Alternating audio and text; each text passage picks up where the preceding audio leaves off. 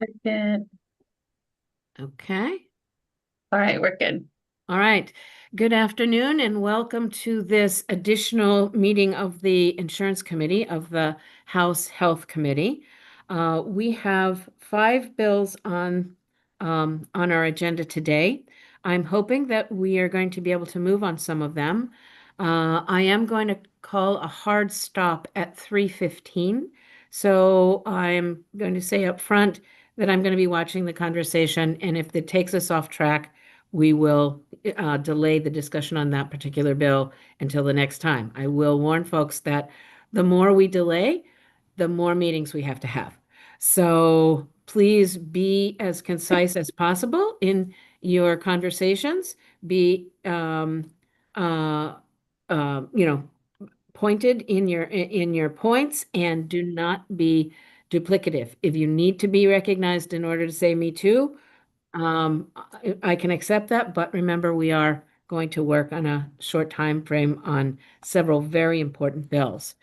So here's the order of the bills today. It's House Bill 1365, House Bill 637, House Bill 684, 746, and 1093.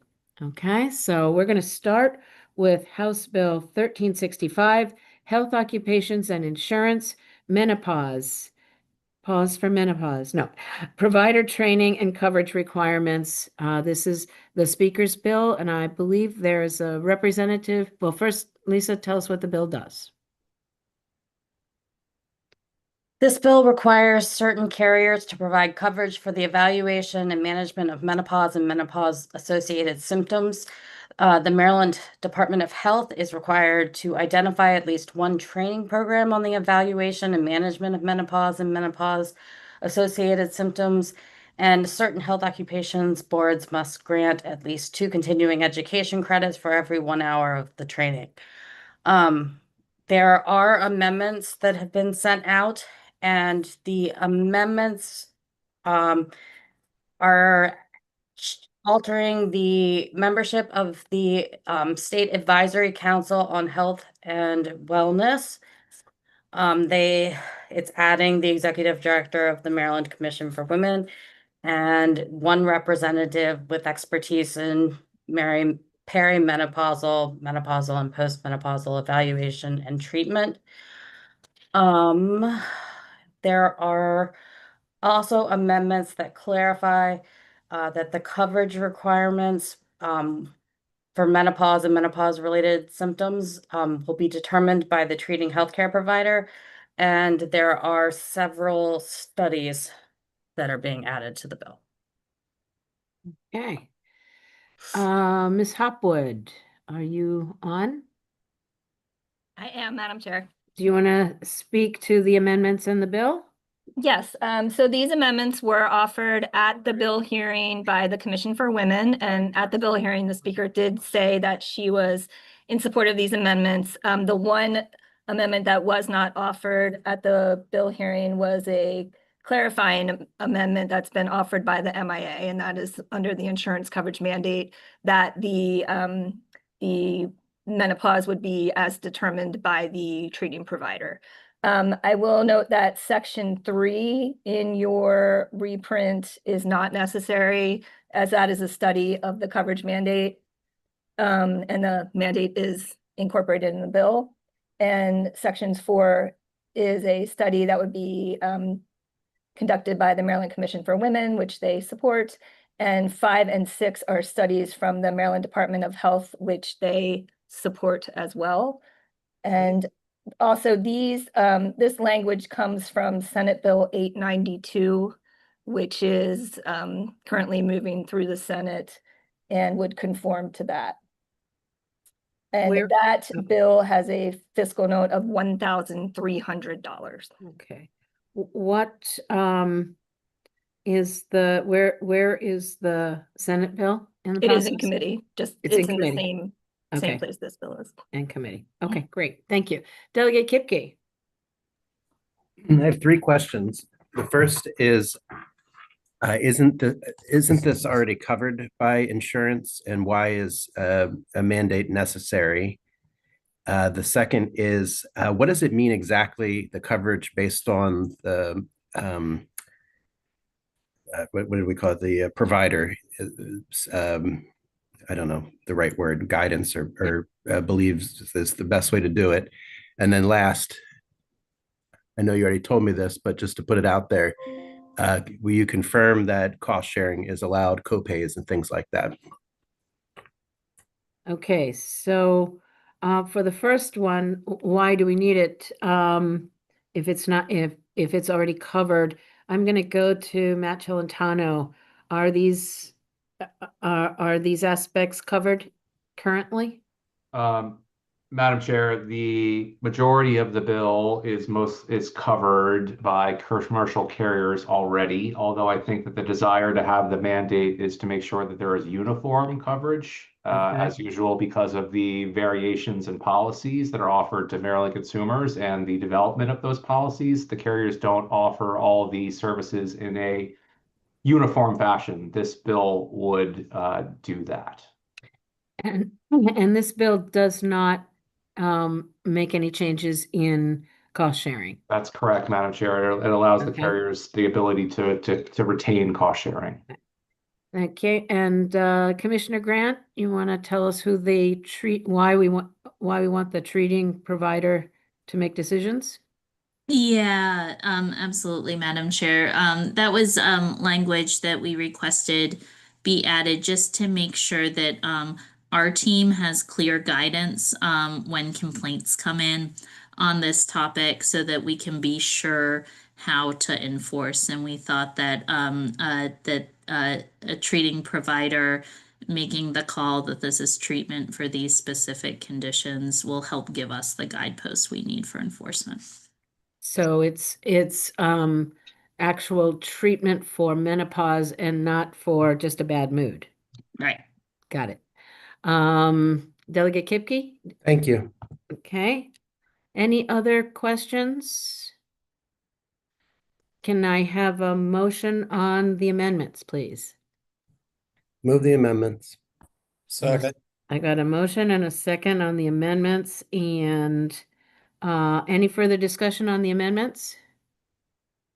Seeing none, those in favor of the amendments, please say aye. Aye. Any opposition to the amendments? Seeing none, the amendments are unanimous. Can I have a motion on the bill as amended? Move the bill the as bill. amended. Okay, do I have a second? Second. Okay, and any discussion on the bill as amended? I see Delegate Morgan. Thank you, Madam Chair. I guess my question would be for Matt. Here you, Matt. Unmute yourself here. So this is still yet another insurance mandate.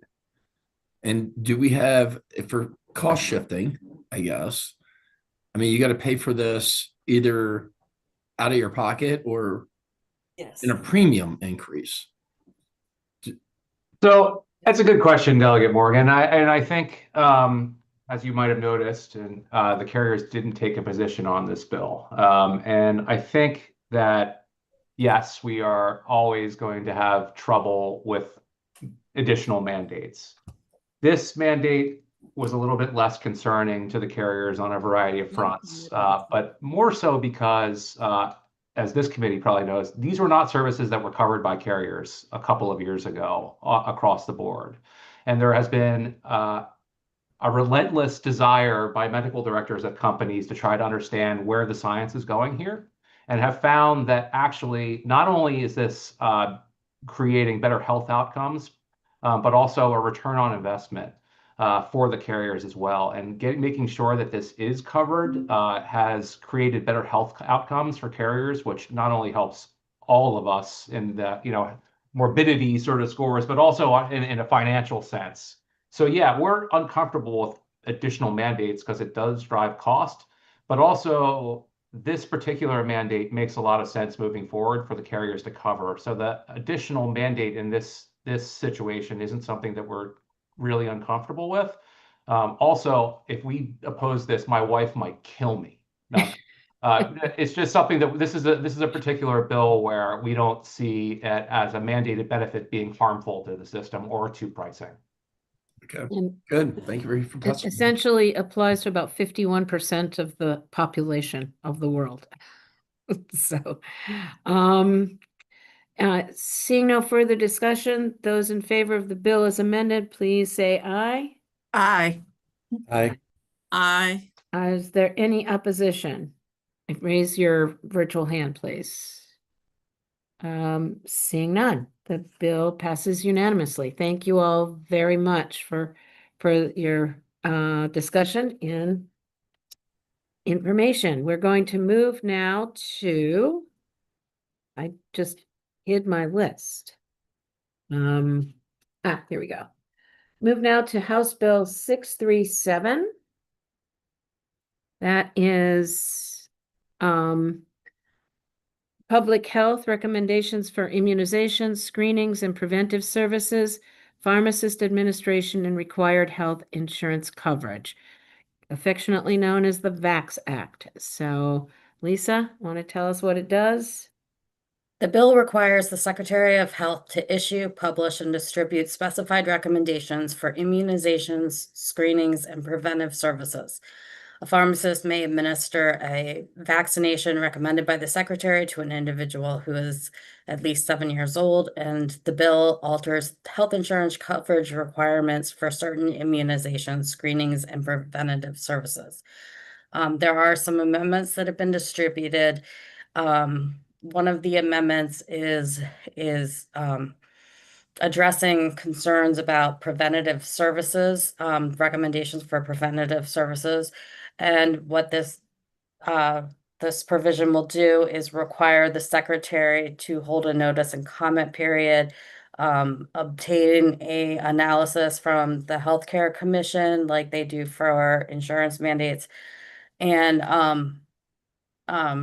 cite the authoritative medical organizations on which the recommendation is being made before a recommendation on preventative services is made. The amendments also, they increase the time frame between when the recommendation is made and coverage is required to start. In the original bill, it was 3 months, and in the amendments, they're changing it to 1 year. 1 year. Okay. I think this is a departmental bill. So Dr. Sullivan, do you want to speak to this? Sure, I'm happy to speak on behalf of the administration bill. I think that this represents, I really appreciate in collaboration with Marie, with MIA, and with the insurers, getting to this place. As you can see, the amendments are specific to preventive services, and really preventive services that fall outside of USPSTF and HRSA services. And I think we are supportive of these in the way that and fit within the intention of the bill. I don't know if there's more you want me to say, but yeah, that's fine. So we have these amendments have been offered. Do I have a motion for the amendments? Move the amendments. Second. And any further discussion on the amendments themselves? Matt Celentano. Thank you, Madam Chair. I just wanted to say thank you to Commissioner Grant and Deputy Secretary Sullivan for addressing the concerns that the carriers had, and we're in a much more comfortable place. So thank you. I'm going to keep that clip. Thank you, Matt. Okay, any further discussion on the amendments? All right, seeing none, those in favor of the amendments, please say aye. Aye. Will there be any opposed to the amendments? Seeing no hands raised, amendments are unanimous. Now can I have a motion? Move the bill as amended. I've got a motion to move the bill as amended. Second. And a second.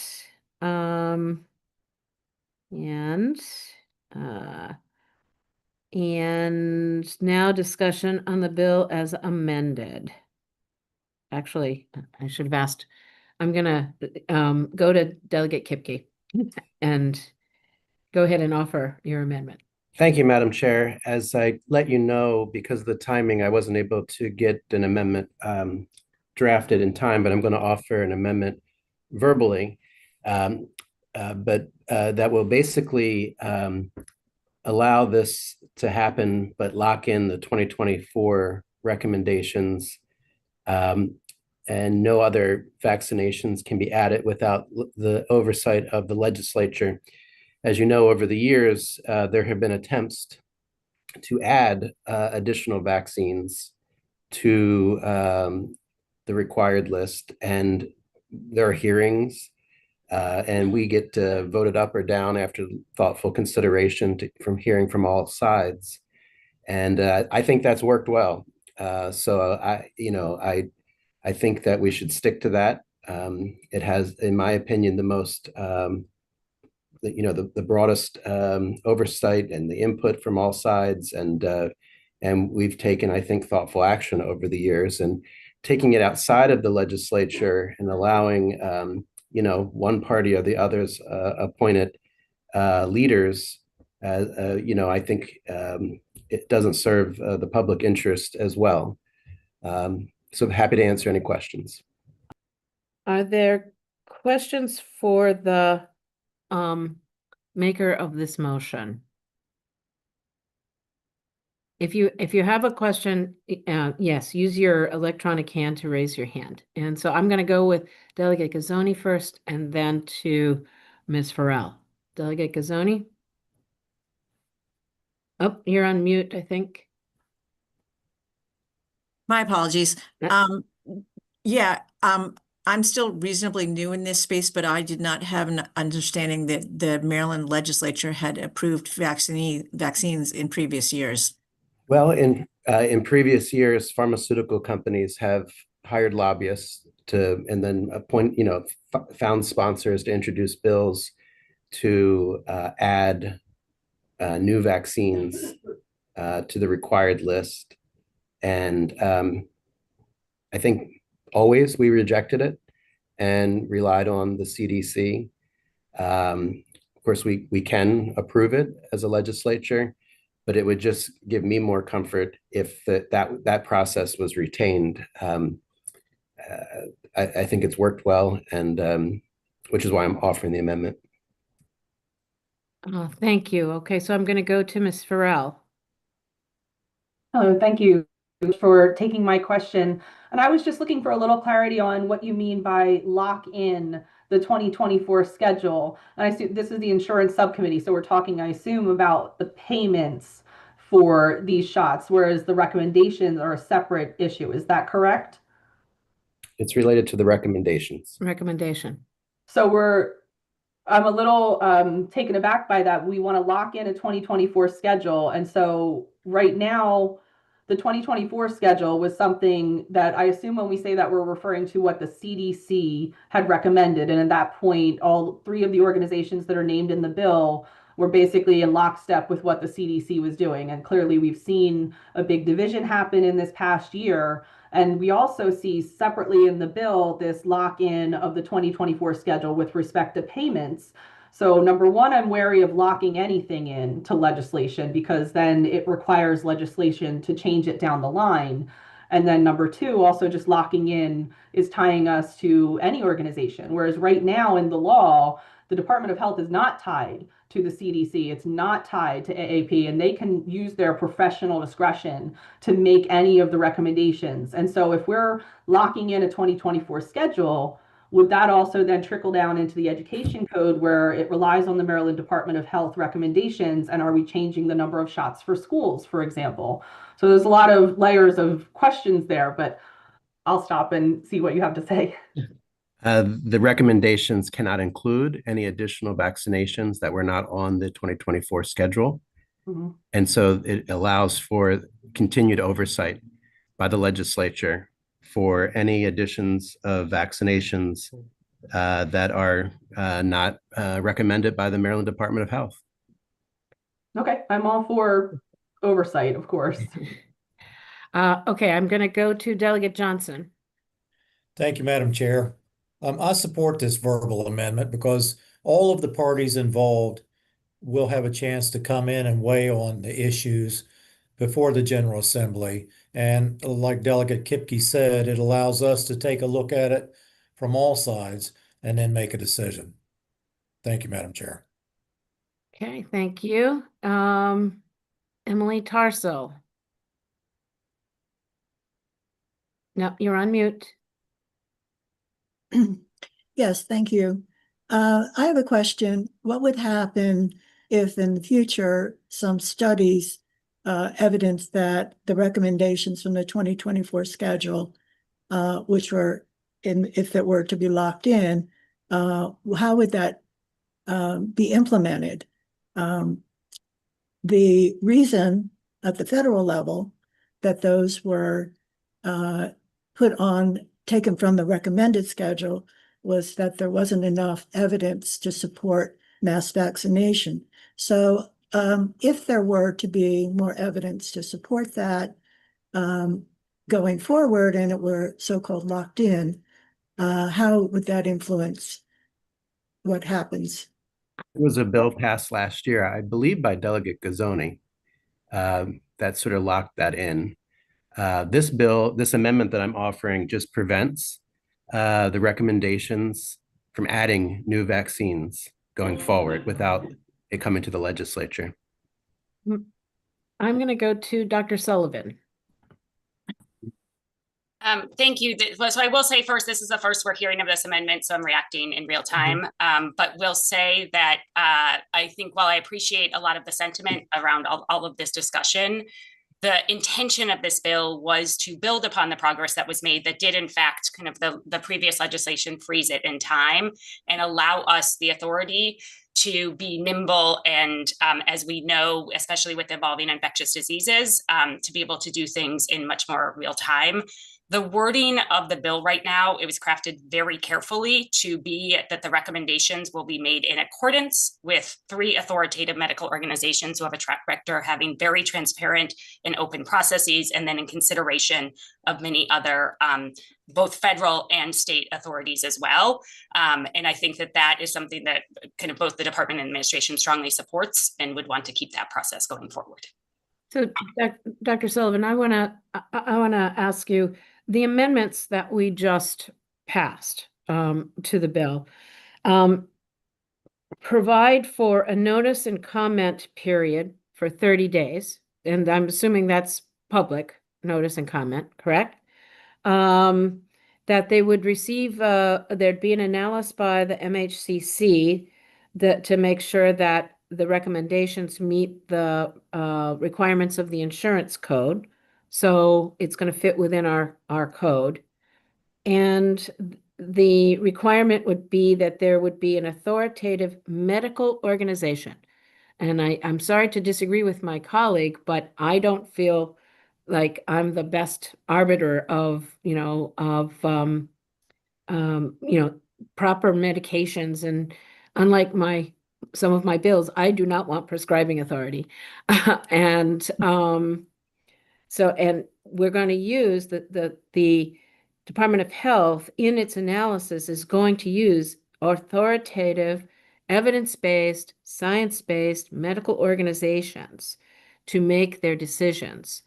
So, and as Dr. Sullivan said, we got some ability to be nimble here with this process as opposed to waiting for the legislature. So, I would not be supporting my colleague's amendment. I'm going to take Ms. Montgomery and Ms. Garrett, and then I'm going to ask for a vote on this amendment. Ms. Montgomery. Good afternoon, everyone. As you know, from my testimony, we remain very concerned about the liability of particularly future vaccinations that are not covered under the Vaccine Injury Compensation Program that would be recommended by Maryland but would not be covered. Who will be taking on the liability for these vaccines? Is it going to be the state or is it going to be the providers? I'm going to go. Aaliyah Horton, are you listening? Aaliyah? I'm here. Can you respond to that question? Because I know that you did it very well in the hearing. Right. So I can speak to what the current process is and that the vaccine injury program, the vaccines as well as the injuries are in this injury table, right? any change to that table has to go through a federal rulemaking process by HHS. I don't personally know the process for new drugs and how they get on there. But again, any new drugs that would be recommended by any of these entities would have gone through that full process by the time they get to a point of consideration by the Secretary of Health. The Secretary of Health, from my understanding and my reading of the bill, is not pulling vaccines out of the blue and just saying, hey, we're recommending these. They're based on authoritative resources, authoritative organizations, taking in the current CDC, ACIP recommendations, as well as other regional and national immunization groups. So it's not a kind of random thing. So that's what I would say to that. Yeah, but any new vaccine that is not added to the VICP that would be recommended by Maryland will not be covered under the VICP, recommended by AAP or not. So there will be a liability issue either for Maryland providers or for the state. And I think if you got to remember the Academy of Family Pediatricians, the obstetricians and gynecologists, as well as the pediatric doctors, they're I can't speak for those organizations, but they're all representing medical professionals. And so I highly doubt that they're going to recommend vaccines that they are going to be liable for, that they're going to take on that that level of responsibility.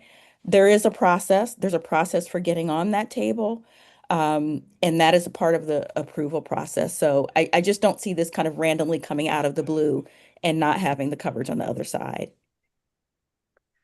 Dr. Sullivan, do you have anything to add to that?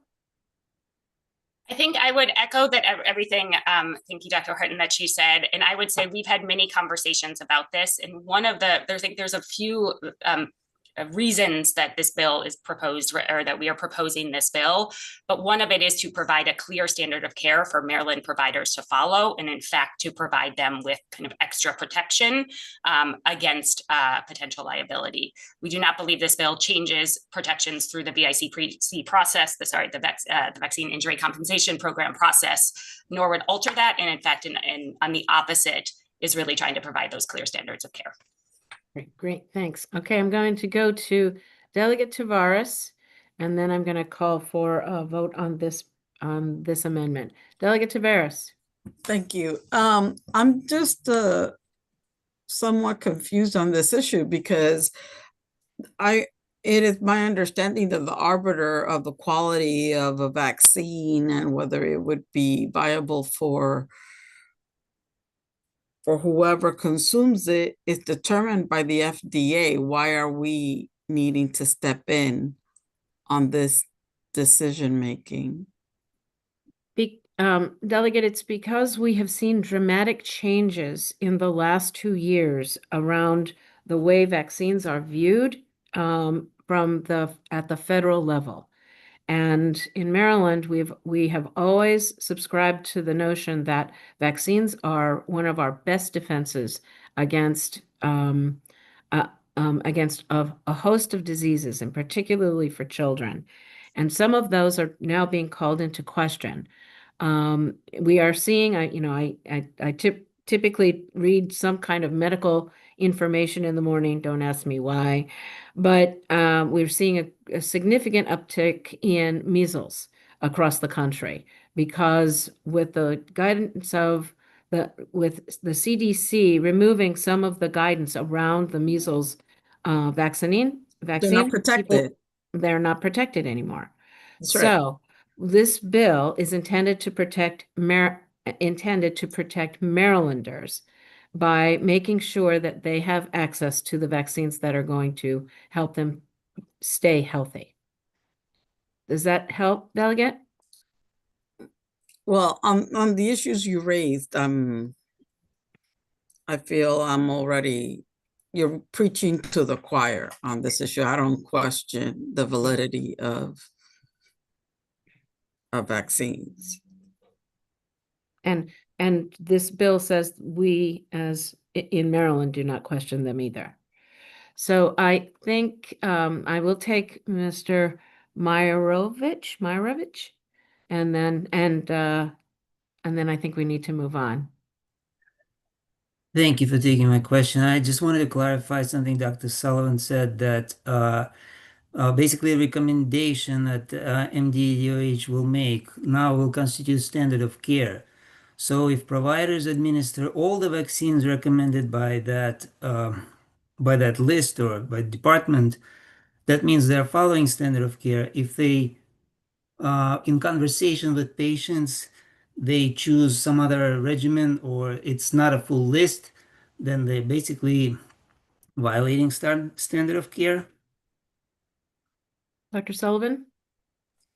No, I appreciate the clarification. I think but what I meant, it provides kind of right to an impetus of standard of care, which again will be in accordance with the American Academy of Pediatrics, family physicians, and College of Obstetricians and Gynecology around these are the recommendations that providers should discuss with patients, right? And I think this is always the case that, we recommend a certain vaccine for a certain age group, and then a provider is going to have that discussion either with the patient or with the parent and make that decision about whether or not to administer the vaccine. It does not mandate a provider to provide a vaccine in any way, nor does it mandate an individual to take the vaccine.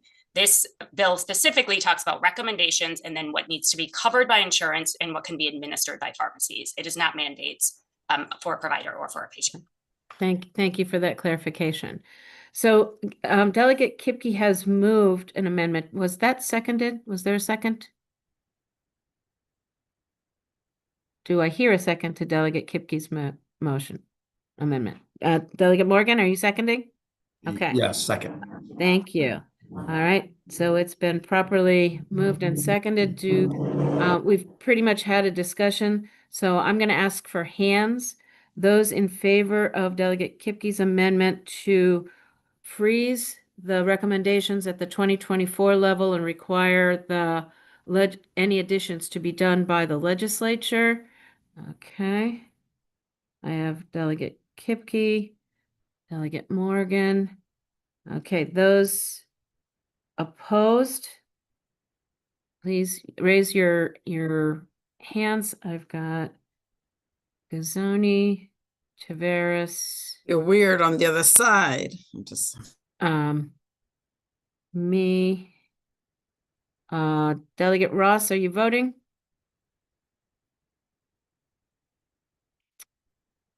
Delegate Johnson, are you voting? Tie goes to the winner, I think, Chairman.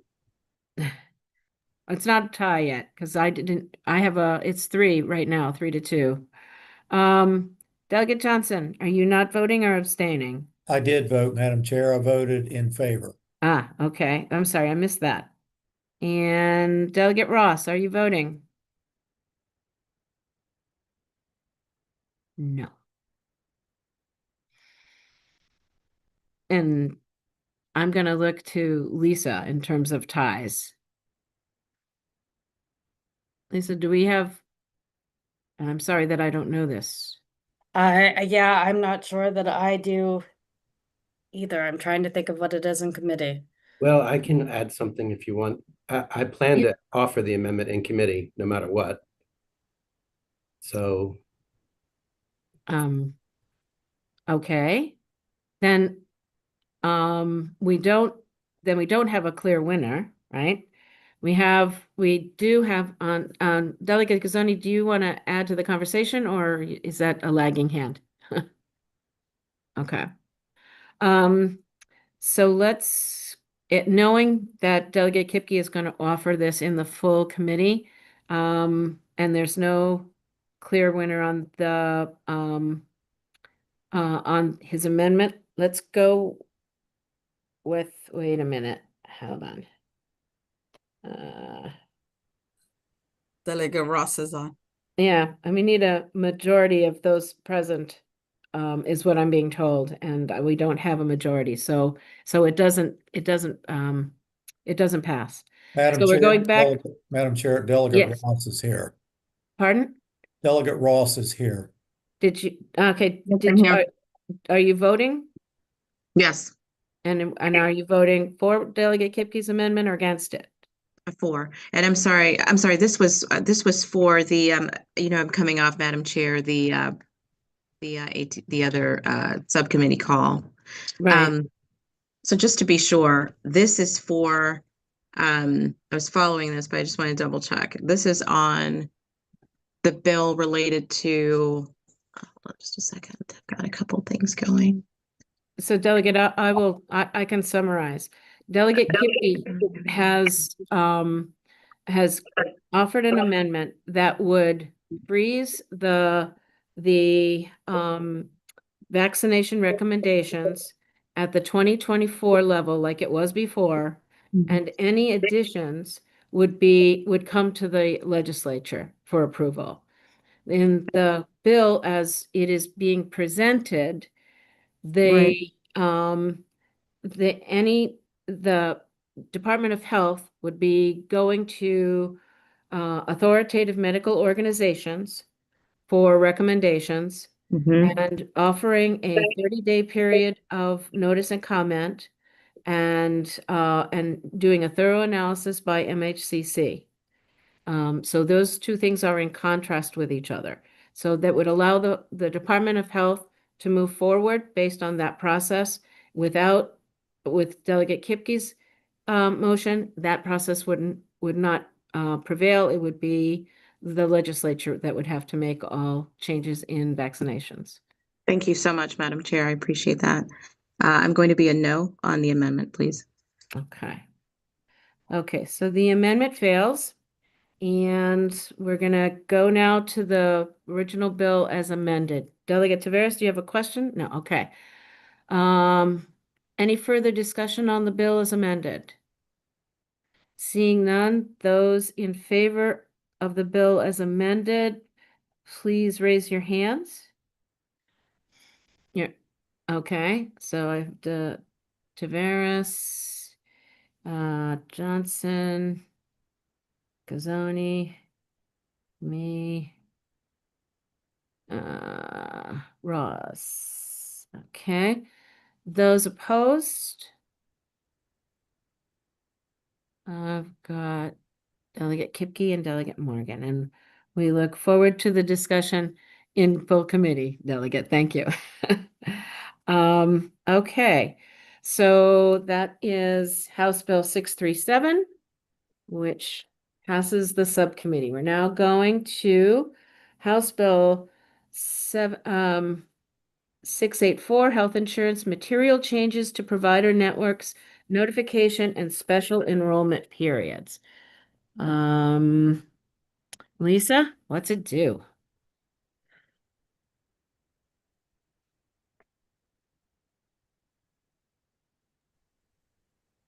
This is a departmental bill that expands the requirements on carriers regarding notification to enrollees about the termination of providers from provider panels. The bill alters when and how carriers must notify the insurance commissioner about a material change to the provider network, including requirements relating to updating a carrier's access plan. The bill requires carriers and health systems to provide notice of intent to terminate a contract. For specified contracts, carriers and health systems, they must adhere to the terms of the contract for at least 90 days. The bill also requires carriers in the individual market to provide a special enrollment period for an individual whose provider is terminated from the health plan's provider panel. There were amendments that were distributed that alter the requirements for notifying enrollees regarding the termination of a provider from a provider panel. Excuse me, they provide that specified continuity of care provisions apply to providers of behavioral health services in addition to primary care providers. Clarify that balanced billing protections apply to the continuity of care period, and require the carrier to develop a uniform form for use by carriers, providers, and health systems for requesting continuity of care. The amendments also alter the enrollment date for the beginning of the special enrollment period and the effective date for coverage obtained during the special enrollment period. Okay. Is these are, this was a departmental bill, right? And so I don't know if the commissioner or David Cooney wants to speak to these amendments. Madam there Chair, she I is. can, yep, I'm here. I can Okay. start, and of course, David can keep me honest on any of these. I think these amendments represent some of our discussions with the carriers who I feel certain still do not love this bill. But there are a couple of changes that we talked with them about. I think the first is establishing a uniform continuity of care form. I think in past situations, there's been issues where there's been dueling forms and providers and carriers can't agree on which is the most appropriate form. And so our team said we can go ahead and establish a uniform continuity of care form for everyone to use. HEAU had proposed an amendment that originally we were supportive of that would have automatic continuity of care rather than a request. But I think the carriers told us very clearly that that was going to be just operationally impossible with them. So again, this uniform continuity of care form we think will help consumers without being overly burdensome for our insurers. There are changes in here. Some of the amendments are again from the HEAU clarifying that in each place where we add continuity of care rights, there's not balanced billing. It's just a couple of places where we missed that, and we thought it was a friendly amendment. And then at the end, there's an amendment that breaks my heart a little bit, but I think the carriers feel strongly about, which is a deletion of a 30-day notice requirement to consumers about disputes between health systems and providers. I think the carriers have certainly raised a lot of concerns to me and probably to you all that that would really skew some of the bargaining that happens, that some of these negotiations really do go down to the wire. There's still, as part of the bill, required notice between the carriers and health systems 90 days in advance, so no one's getting caught off guard in that sense. And while I will say I do not love that amendment, I recognize that there's strong feelings about it. So. Thank you, Commissioner. Do I have a motion on the amendments that the Commissioner just discussed? Oh, well, first I have a discussion from Matt Celentano. Madam Chair, thank you for the opportunity. I won't be long here. I think Commissioner Grant said it at the beginning, and she was absolutely correct. The carriers still loathe this bill with a searing passion. But that being said, we do appreciate the amendments, and we appreciate the opportunity to have a discussion about some of the issues that were most troublesome. So thank you very much. Oh, thank you. And thank you so much for working with the Commissioner on these. So can I have a motion on the amendments? Move the amendments. And a second? Second. Okay. Any further discussion on the amendments? Hearing none, those in favor of the amendments, please say aye. Aye. Aye. Anybody opposed to the amendments? Seeing none, it's unanimous.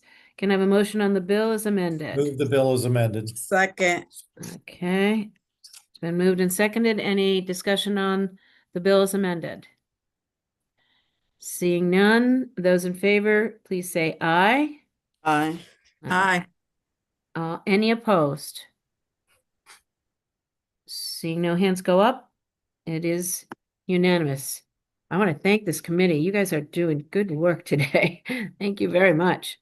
So that bill passes, and we'll go to, I guess it was the threat of more meetings, maybe. We're going to go to House Bill 746, which I think we might be able to address pretty quickly.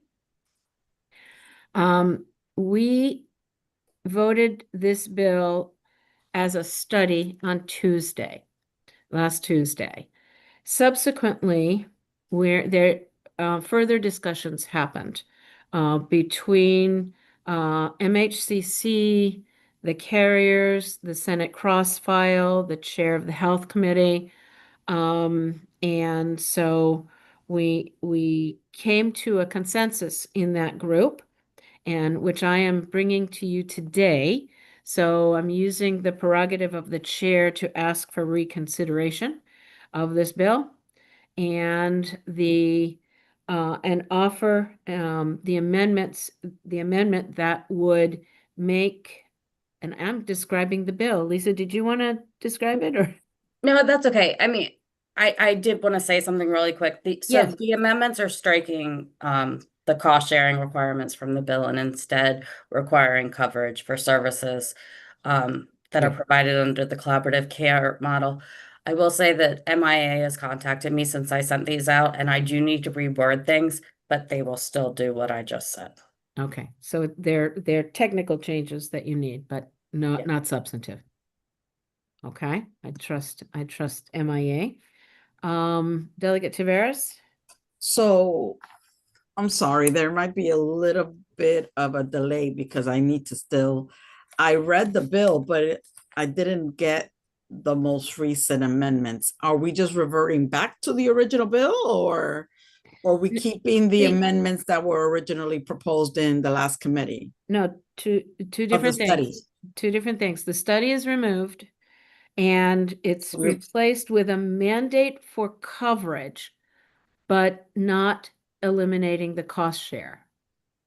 And in the meantime, from between now and December of 26, MHCC, because when MHCC looked at the potential cost of the mandate, it was unclear that they were actually looking actuarially at the impact of the cost share elimination, which could have increased the premium increase. It could have had that impact. Maybe not, we don't know. But without knowing, the group that I just described decided it was worth studying. So, but in the meantime, making sure that the coverage itself is, or that the coverage itself is provided. Does that help, Delegate? So I just wanted to make sure that we're still, because it was my understanding that we weren't gonna pay we weren't gonna pay the Department of Health, but we were gonna keep all the other ones, all the other co-pay, co-insurance or deductibles in place. But now we're paying everybody. No. They are paying for the coverage, but if you have a copay, you will pay the copay. Okay, Yeah. thank you. Okay? Yes. The original bill said you weren't going to pay the copay either. So, Yes, that would be right. yeah. Yes. Okay, any further discussions or questions on the amendments, the new amendments? Seeing none, can I get a motion Move the on? amendments. Okay, and Second. and I've got a second. Any other discussion? Seeing none, those in favor say aye. Aye. Aye. Aye. Any opposed? Seeing none, it's unanimous. Can I have a motion on the bill as amended? Move the bills amended.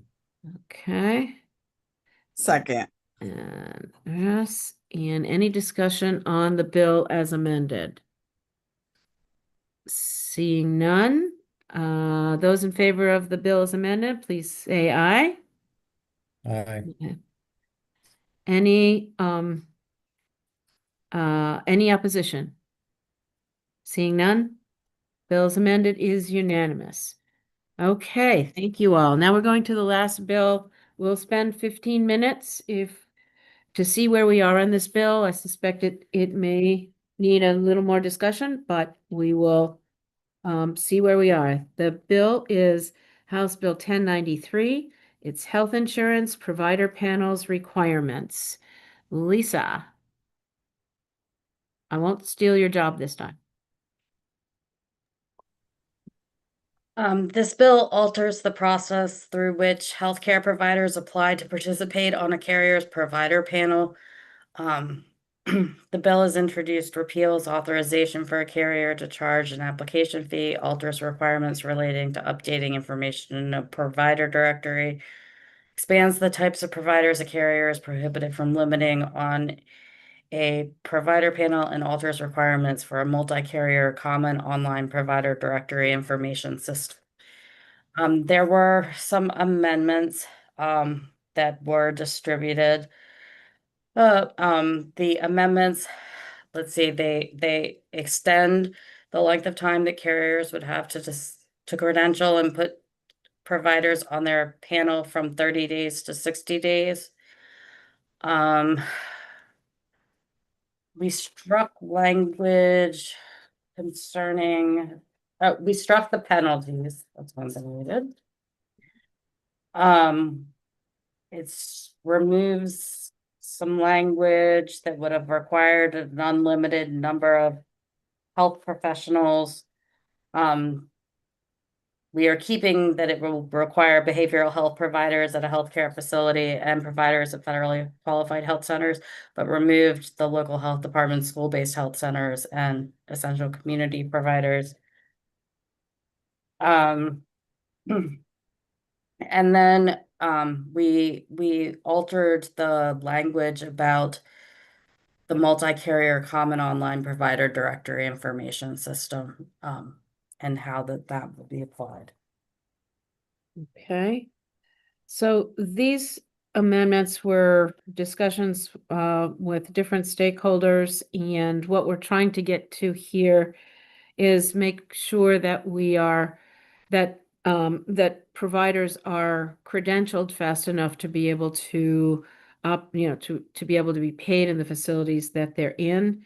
And that there's a uniform credentialing process and document.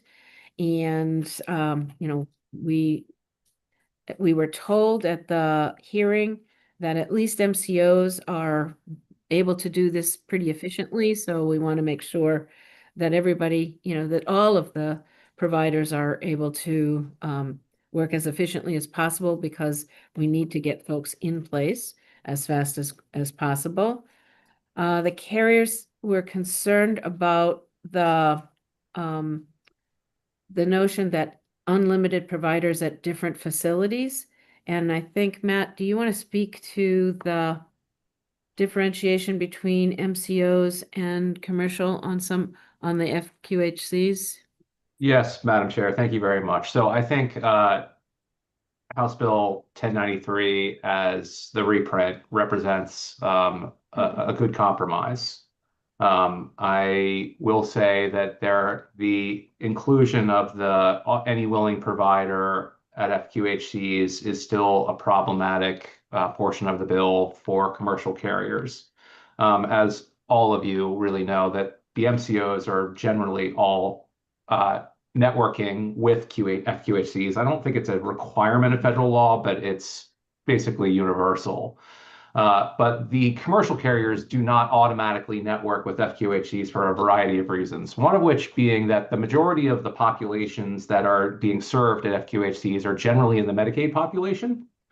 And because of the small amount of volume that would actually be in the commercial market, it's not automatic that carriers would network with particular FQHCs, because we're not seeing enough volume to justify the cost that it takes to credential and to network with some of those FQHCs. So our request would be to sort of bifurcate this section. And if you're going to move forward with any willing provider, I think it's a different discussion in Health General, with the MCOs, than it would be with the commercial carriers. That's not to say that carriers won't credential and network with FQHCs. We will, but only when there's a population volume that sustains that decision. Okay, thank you. Robin, your thoughts? Robin Elliott. Yeah. So Robin Elliott here on behalf of Maryland Community Health System, which is a network of FQHCs. And our firm also works with several individual FQHCs. And we also work with school-based health centers. So generally, FQHCs They vary a little bit, but on average, 1/3 of their patient load are commercial carriers. And in fact, in rural areas, they are often the only provider. So they're considered an essential community provider under the Affordable Care Act. And then I would say it was probably about 2 years ago that the MIA also expanded the definition of essential community provider to include school-based health centers. And as I know, the chair of the committee knows, school-based health centers are primarily sponsored by FQHCs. There are a few sponsored by local health departments, maybe one or two by hospital systems. So with that, we would ask for consideration and more discussion around the inclusion of these safety net providers. What the bill does is it builds off of existing law that requires carriers, if they have a behavioral health facility in their network, to not limit the number of individual practitioners on the provider panel. Okay. Okay, thank you. Matt, your thoughts? Yeah, Madam Chair, thank you. And I think that Ms. Elliott just made my point for me. If it's only a 30% patient mix, then it is more advantageous for the carrier to determine what FQHCs have enough volume for them to engage in contracting. If it is a smaller amount, it might not be an acceptable provider group that would make sense financially to include. The problem with any willing provider laws is that we have letters from the Federal Trade Commission on this that say that any willing provider laws raise prices and spending because they impair the ability of carriers to engage in selective contracting that actually makes sense for the beneficiaries. So it's one thing to just include providers, but if you don't have the volume of patients that are actually utilizing the networking and utilizing the services, you're just going to be sort of dumping money and not getting the patient seen by those providers. You're just adding costs with no benefit to the beneficiaries. Okay, Kimberly Robinson. Thank you, Madam Chair. I just wanted to add a little bit more on the FQHC. So I did check with our contracting team, and while we do contract with FQHCs in the commercial market, we do it in the same way we do with other providers. We are looking at where our patients reside. We're looking at the adequacy of the network in the place where those services are being rendered. And this would take that ability away when it comes to how you build a network product. Network products exist for a very particular reason. They are a way that carriers are able to build a network that is tailored to their patient population and their geographic mix. They do help control costs. And there's a reason why Matt just quoted from the FTC, all the reasons why any willing provider laws are heavily criticized. So this is not necessarily about contracting with FQHCs. It's about this bill doing it under an any willing provider approach. That's what we have a concern. Okay, all right.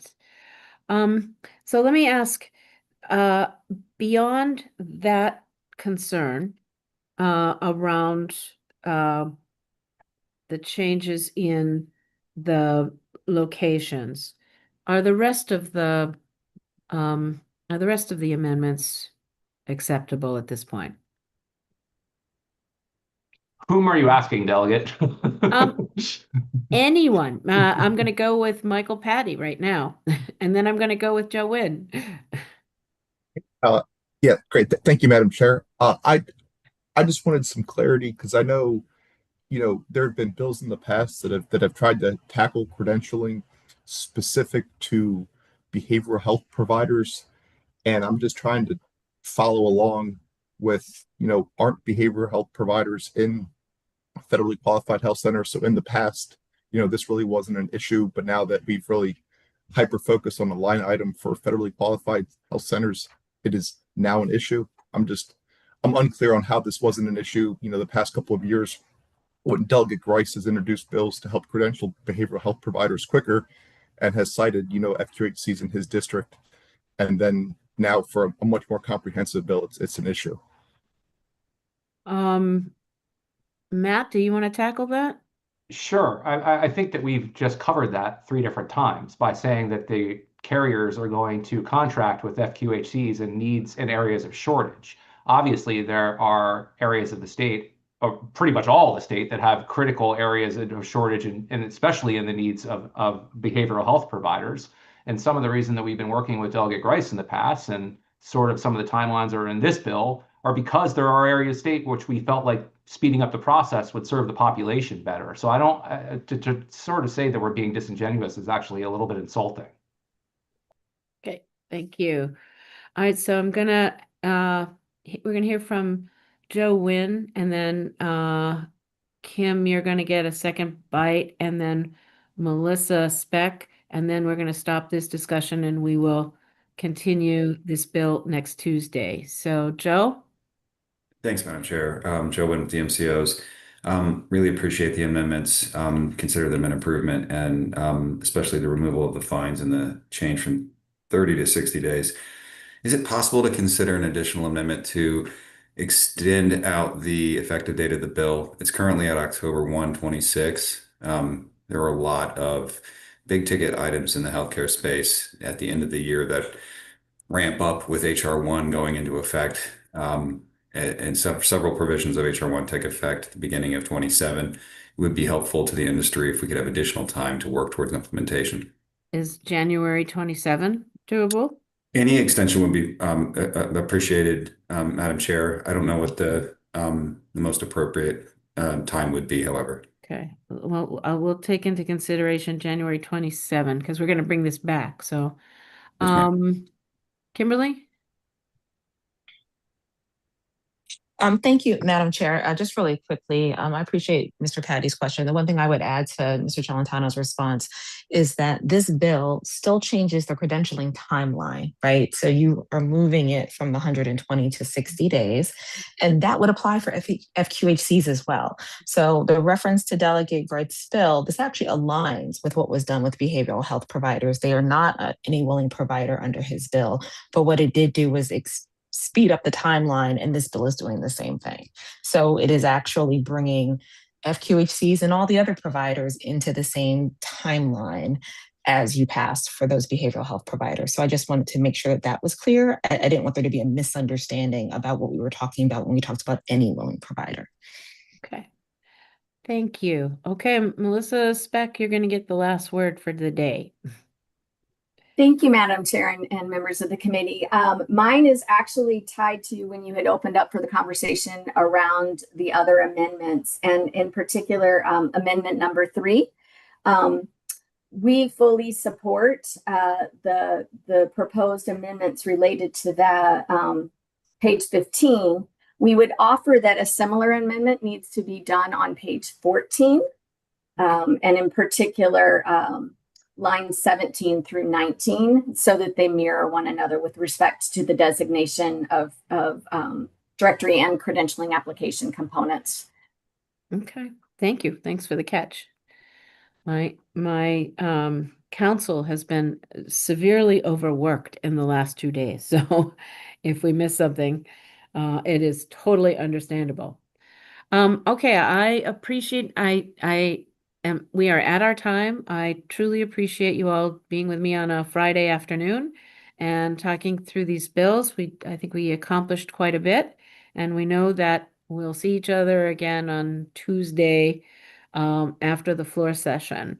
So thank you all, and have a great weekend.